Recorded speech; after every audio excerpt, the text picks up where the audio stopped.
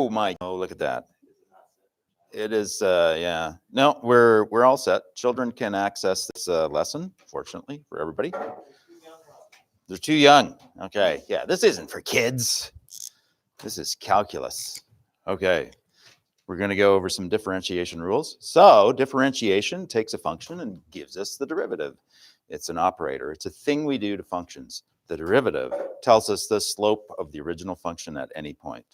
We've looked at the fundamental definition of the derivative algebraically. The limit as h goes to 0 of f at x plus h minus f at x, all divided by h. We are going to look at a thing called the power rule, which allows us to completely not use the first principles derivative, which makes everybody happy because it's a lot less work.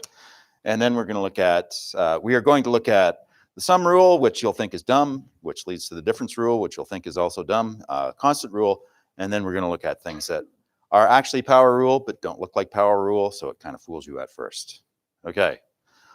If you recall, Pascal's triangle. This is not the Phragmites pyramid, but it is Pascal's triangle.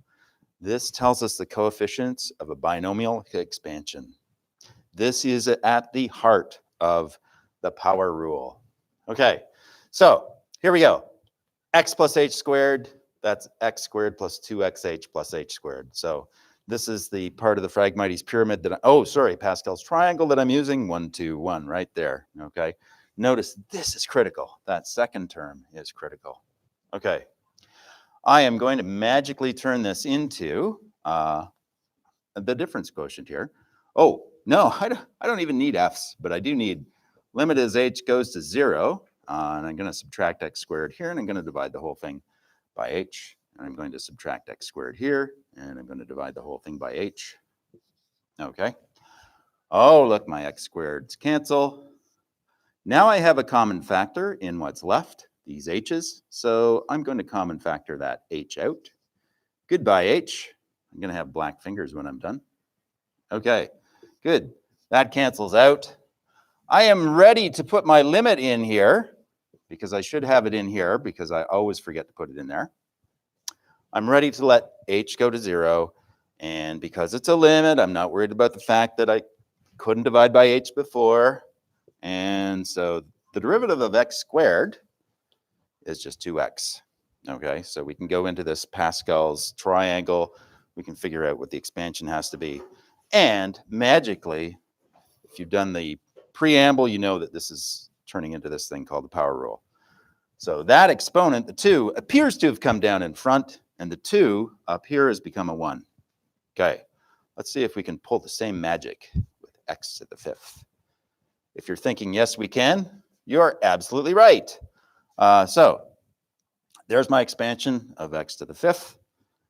This one, of course, is the critical one that makes its way through all this difference quotient unscathed. So limit as h goes to 0 all over h. Okay, so I'm going to subtract x to the 5th over here. I'm going to put, oh my goodness, I don't have my meter stick. That's just going to look messy. People with OCD are going to be crawling in their skin. Is that a term? Okay, so I divide this whole entire thing by h, and you are going to see exactly the same thing as before happened, except this is just way bigger and uglier, but manageable. And I have to put my limit in here because I always forget it. So look at this, x to the 5th, goodbye. Common factor, h, all the way through here. I'm just going to take that out, okay? No h there. This becomes a 1. That becomes a 2. That becomes a 3. That becomes a 4. Now I am ready to cancel top and bottom my h's. Now I'm ready to put my limit in. So all of these h's suddenly wind up, all the terms that contain h suddenly wind up being 0. And look it, I'm left with 5x to the 4th as my derivative. So suddenly the rule starts to appear. Take the exponent, you put it in front, subtract 1 from the exponent. Robert is your uncle. You have found the derivative of something to a power. Okay, so that's how it works. Kind of nice. X to the 7th, we can do the exact same thing. Limit as h goes to 0, x plus h to the 7th minus x to the 7th, and this is all over h. And we can go over here, do this. And I have a question for the internet. Oh my goodness. It's even worse when you go to try and make something really neat, and all it does is make it actually less neat. Limit as h goes to 0 of this, and I'm going to put it all over h. I'm going to ignore this stuff in here because I know it just doesn't matter anyways. Hey, what's the coefficient that goes here? What number goes here? Internet? Pause the video and reflect. Anybody? Yeah, there's a 7 goes in there. That's right. Okay. All this other stuff cancel, or these subtract out. Shouldn't really say cancel. Okay. Factor out the h, do all the canceling, right? So this is going to disappear. It's going to come out there. That's going to become a 6. Blah, blah, blah. The h's cancel. When I put in my limit, I'm left with 7x to the 6th. Okay. That's the power rule. Exponent comes down front. It's all good. Very easy. We know, well, we kind of leave the first principles derivative behind. And thank goodness, because look at this thing. Only its mother could possibly love it. It's just kind of messy. So we're going to go to this power rule. All right. Next thing, the derivative of a constant. Okay, so y equals 5. I want to take the derivative with respect to x, and I'm using this dy dx notation because we haven't talked about it, but this is the Leibniz notation. This is how you symbolize the derivative according to the German method, which is obviously correct, mostly because it's German. Okay, we want to take the derivative of this constant function, y equals 5. And so we can just think about it. There's x, there's y. Here comes our line, y equals 5. I'm using a different color of black here. And so the slope of that line is, pause the video, 0, yeah. Everywhere, slope is 0 here. So we have to see if this actually works. So I'm going to pull a little trick. I know the answer's got to be 0, okay? This is 5 times x to the exponent 0, okay? Anything to the exponent 0 is 1, okay? So in other words, this is just like 5 times 1. But I'm going to use my power rule, okay? So the 0 comes down in front. And then, I don't know if this is legal or not. Probably not. But notice I've got like 5 times 0. So 5 times 0 times anything. So even if this isn't legal, I don't care. Maybe. Yeah, I suspect there's some fishiness in my method here, but slope is 0. Derivative of constant is 0. We already knew that anyways. I don't care if Cauchy says my using the power rule on x to the 0 is wrong. I like it that way. Okay. Next, I'm going to show you the sum rule of derivatives. This is just the derivative of a constant, okay? No, the derivative of a constant is always 0. Okay, next we are going to do the derivative of a sum. And you're going to rapidly see that that's just like the derivative of a difference. And so the derivative with respect to x of f at x plus g at x, okay, is the limit as h goes to 0 of f at x plus h plus g at x plus h minus f at x plus g at x, which when I expand it out becomes minus f at x minus g at x. And this is all over h, okay? Get ready for an amazing and surprising result, everybody. So I'm just going to rearrange this. F at x plus h minus f at x. plus g at x plus h minus g at x. This whole thing is over h. I'm going to put one here. I can sort of unadd these fractions. Okay. And the limit of a sum is the sum of the limits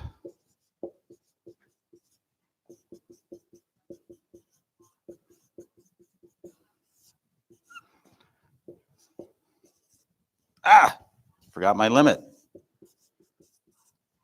Even I have my limits that I forget about. Wouldn't want to be a limit in my household. I would forget you at Christmas. Okay, there we go. And so this is just the limit of f. Sorry, the limit of the difference quotient for f is f at x as h goes to 0. So in other words, this is just the derivative of f, which I'm using the prime notation to symbolize here because it's so easy. And of course, this is the difference quotient as the limit of h goes to 0 of g at x, which is just the derivative of g.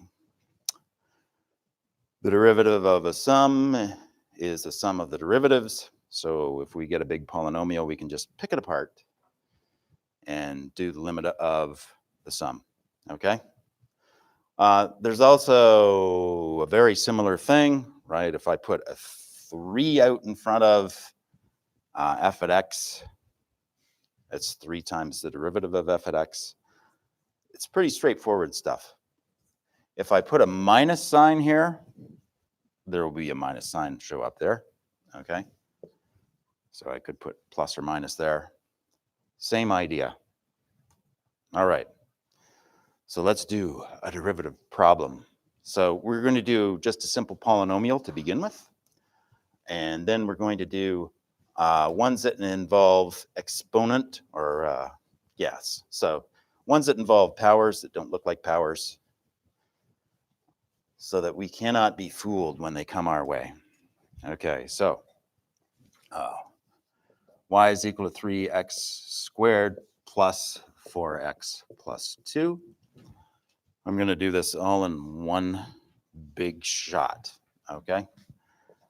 So the derivative of y with respect to x, without going through all that first principles derivative, okay? This is a constant. It's going to be 3 times the derivative of x squared. The derivative of x squared using my power rule is just 2x. You could look at it as being a 1 there. Now I'm going to do the derivative of 4x. We could put a little 1 there. Okay. So that's just 4 times 1 times x to the exponent 0, if you like. And anything to the exponent 0 is 1. So don't want to unnecessarily multiply by 1 a whole bunch of times. And the derivative of the sum is the sum of the derivatives. And what is the derivative of this constant? 0. So forget you. Okay, so when I simplify this, 6x plus 4. And this turns into, what is the slope of the tangent to y equals 3x squared plus 4x plus 2 when x equals, how hard is it? Oh, it's not that hard. Okay. I'm going to go all the way up to 3, even though there's all like 3's in here already. The slope of the tangent to the original equation when x is equal to 3. I know my derivative tells me the slope to that original equation for any value of x. And so all I really have to do is substitute in a 3 for x. So 6 times 3 plus 4. And so the slope of that tangent is 22. That is pretty steep. Okay. But it's a parabola, so it's allowed to be steep. Should be a steep slope. Okay. Let's do something that doesn't look like it's an exponent, but it actually turns out to be an exponent, much to our surprise. Okay.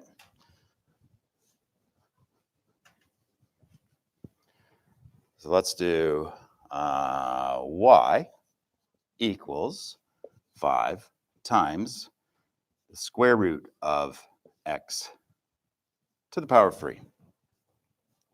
Ooh. What are we going to do? Because we have a power rule, but we don't have a rule for dealing with radicals. Oh, yes, we do.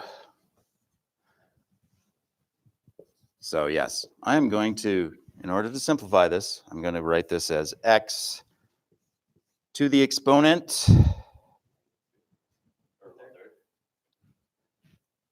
No, you're on the right track. The x is cubed and, okay, 3 halves. Yeah, that's right. Okay. So now I'm going to use the prime notation. I'm taking the derivative with respect to x of this, and I can do it with my power rule. Okay. So the exponent is going to come down in front, and I'm going to subtract 1 from the exponent. Okay, so 3 halves minus 1 is 1 half. 15 halves. Oh, and I can rewrite it as square root of x, just in case. All right. The internet's looking puzzled.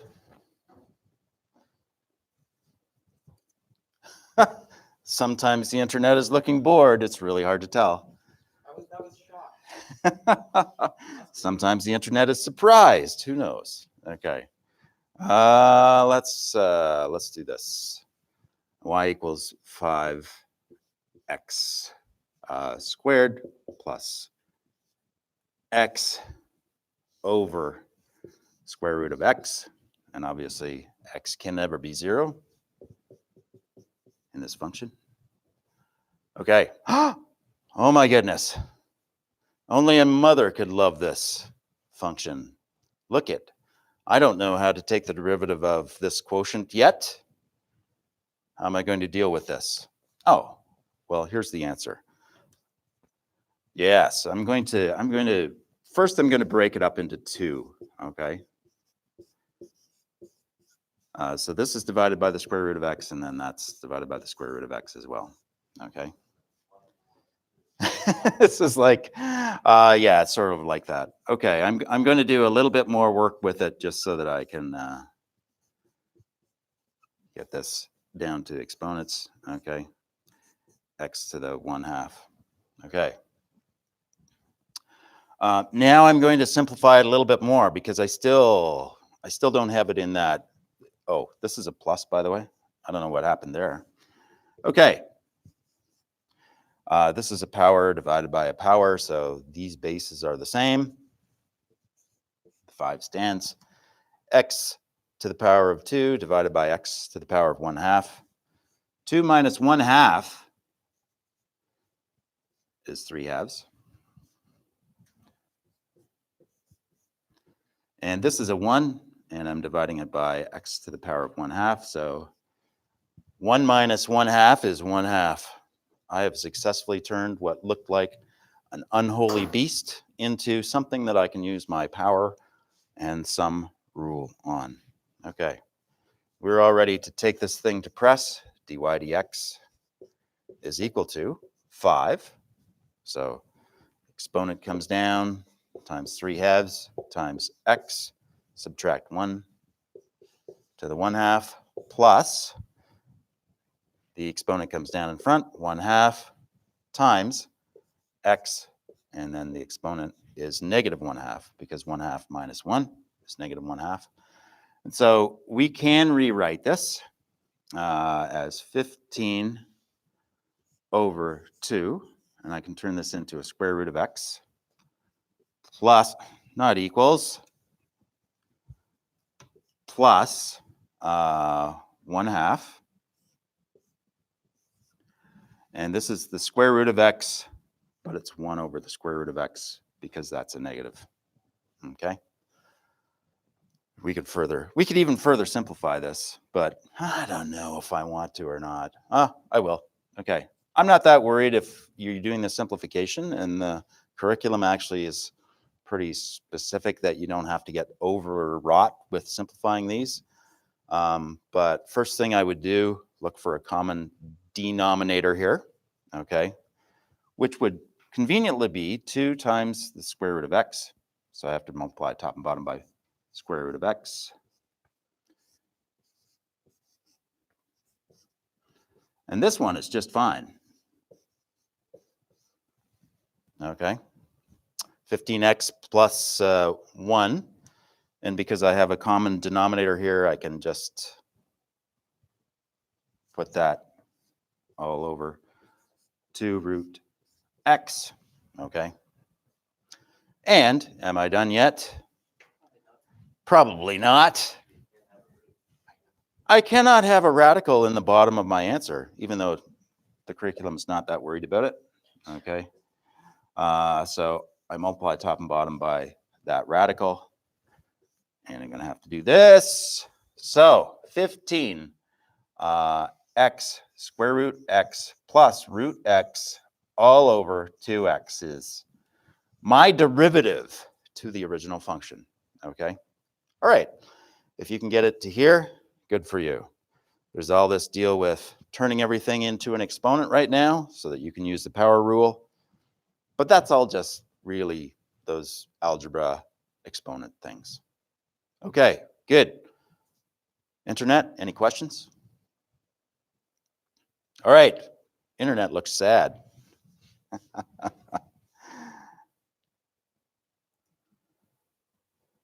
End.